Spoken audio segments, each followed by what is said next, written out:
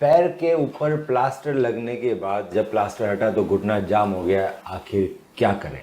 आज हम इसी बात करेंगे। मेरा नाम डॉक्टर मनु वोरा, मैं एक ऑर्थोपेडिक सर्जन और आर्थ्रोपेडिक एक्सपर्ट हूँ। Team ortho sport, Gurgaon, Bombay, Bangalore. दोस्तों, बहुत कॉमन प्रॉब्लम है कि किसी कारण, चोट के कारण आपके प्लास्टर लगा दिया गया है। घुटने में चोट हो सकती है, फीमर में चोट हो सकती है, पटेला में हो सकती है, टीबिया में हो सकती है, और प्लास्टर लगा दिया। अब जब 1.5 महीने बाद प्लास्टर खोला तो घुटना मुड़ नहीं रहा है, तो आखिर क्या किया जाए। इसके अंदर दोस्तों सिस्टमेटिक वे से अप्रोच करना बहुत ज़रूरी है। तो सबसे पहले जब अगर कोई मेरे पास कोई आता है पेशेंट जिसका घुटना जाम हो रखा है, तो मैं क्या करता हूँ, आज मैं यही बताऊँगा और यही करना चाहिए। सारे डॉक्टर्स यही करते हैं। इस वीडियो को एंड तक देखें ताकि आपको पूरी जानकारी मिले। सबसे पहले देखा जाता है कि आखिर किस चीज़ के लिए प्लास्टर लगा था। क्या उसको नी में मेनिस्कस इंजरी या लिगामेंट के कारण प्लास्टर लगा था, या MCL LCL के कारण प्लास्टर लगा था, या उसे कोई फ्रैक्चर हो गया था उसके कारण प्लास्टर लगा था। उसके बाद जब प्लास्टर लग गया तो कई बार ऑपरेशन के बाद प्लास्टर लगता है, कई बार बिना ऑपरेशन के भी प्लास्टर लग जाता है। तो ये भी इंपॉर्टेंट है कि ऑपरेशन हुआ था या नहीं हुआ था। ऑपरेशन हुआ था तो किस चीज़ का ऑपरेशन हुआ था, क्यों प्लास्टर लगा। सबसे इंपॉर्टेंट रहता है पता करना कि आप जैसे घुटने को देख पा रहे हैं, ये फीमर गोल है, बिल्कुल स्मूथ है।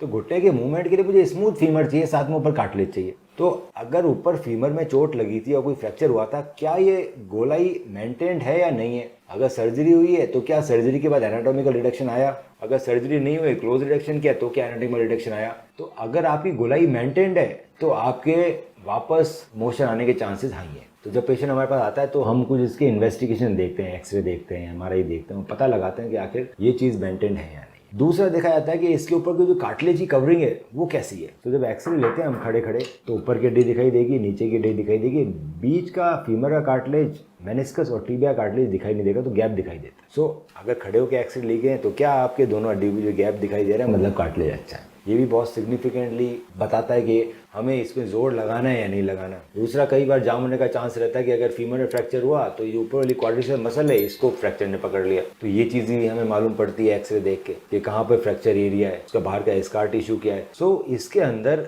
1.5 महीने बाद आपको डॉक्टर आपका पैर मोड़ने को बोलेगा। अगर आपका ये सब चीज़ अच्छा है, आपकी हड्डी से मांसपेशी नहीं चिपकी है, आपका गोलाई भी मेंटेन्ड है, आपकी कार्टिलेज भी अच्छा है, आपका मेनिस्कस भी अच्छा है, नीचे टीबिया कार्टिलेज भी अच्छा है, तो अगर आप घुटना मोड़ेंगे प्लास्टर के बाद तो बहुत अच्छे चांस है कि वो अपना आप ही पूरा बैंड हो जाए। पर मेहनत करनी पड़ेगी, दर्द भी होगा। अगर इन सब में कोई दिक्कत है तो मोड़ने के बाद भी कई बार बैंडिंग नहीं अचीव हो पाती। इसमें फिर डॉक्टर्स की ज़रूरत पड़ती है जो दूरबीन से सर्जरी करके, अगर मसल्स चिपकी हुई तो मसल को हटाएंगे, मसल चिपकी हुई रहेगी तो बेंडिंग नहीं कर पाएंगे, अब मसल को हटाएंगे। अगर आपस में रेशे आ गए हैं घुटने के अंदर, फीमर और टीबिया भी है, तो वो भी कट करेंगे आर्थ्रो दूरबीन की सर्जरी से, और आपका घुटना मोड़ा जाएगा। घुटना मोड़ने की जो सर्जरी है उसमें आखिर कितनी गारंटी है घुटना मुड़ जाएगा। दोस्तों, गारंटी निकालना बहुत मुश्किल है, क्योंकि हर पेशेंट अलग होता है। किसी का ऊपर से हड्डी टूटी है जिसने मांसपेशी पकड़ रखी है, किसी की फीमर टूट गई है, यहाँ पर स्टेप है, किसी की और एक्स्ट्रा हड्डी बन गई है, किसी की टीबिया टूट गई है, टीबिया की हड्डी ऊपर आ गई है, तो ये मुड़ नहीं रहा।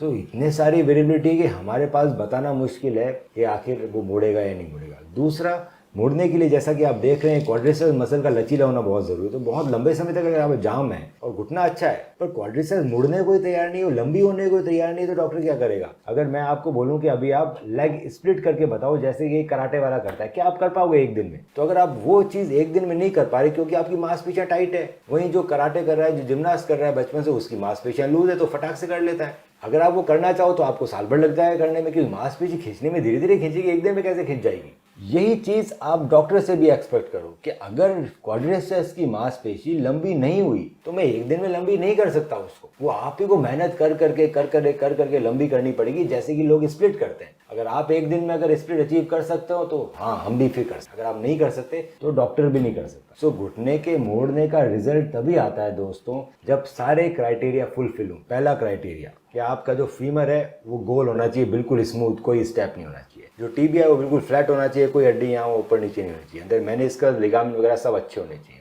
आपके कार्टिलेज की कवरिंग अच्छी होनी चाहिए, घिसी भी नहीं होनी चाहिए। आपकी जो मांसपेशी है वो बोन से चिपकी भी नहीं होनी चाहिए, वो सर्जरी के दौरान उखाड़ अलग कर दी जाती है दूरबीन से। ये सब करने के बाद जब आपका घुटना मोड़ा जाता है तो आपकी ये ऊपर वाली क्वाड्रिसेप्स मांसपेशी भी लचीली होनी चाहिए। अगर ये नहीं खींची तो परक्यूटेनियसली थोड़ा बहुत करके हम लंबा कर सकते हैं, पर पूरा काट के पूरा लंबा करने को बोलते हैं जेड प्लास्टी, या बहुत अलग अलग तरह की सर्जरी होती है, वो ओपन सर्जरी होती है। वो करने के बाद इतना बड़ा चीरा लगता है और दोबारा 1.5 महीने का प्लास्टर लग जाता है, तो उसमें जाम होने के चांसेस भी अच्छे खासे रहते हैं। तो दोस्तों अगर आपका घुटना जाम है तो उसमें एक ट्राई ज़रूर बनता है घुटने मोड़ने का, और बहुत सारे पेशेंट है जिनका घुटना पूरी तरह से मुड़ गया है। अगर आपका सर्जरी के दौरान पूरी तरह से नहीं मुड़ा है तो भी चांस रहते हैं कि धीरे धीरे पूरा मुड़ जाए, क्योंकि मांसपेशियों को खींचने में टाइम लगता है, वो एकदम से नहीं खींचती। अगर सर्जरी में मैंने इतनी खींच दी तो बाकी आप धीरे धीरे खींच सकते हो, क्योंकि मांसपेशियों का हम उठा चुके हैं, घुटना जाम खोल चुके हैं। अब बस मांसपेशी का लंबा होना बाकी है। लंबे होने में आप सब जानते हैं टाइम लगता है। एक दिन में अगर आप स्प्लिट नहीं कर सकते तो एक दिन में इसको लंबा भी नहीं कर सकते। अगर आपका घुटना जाम है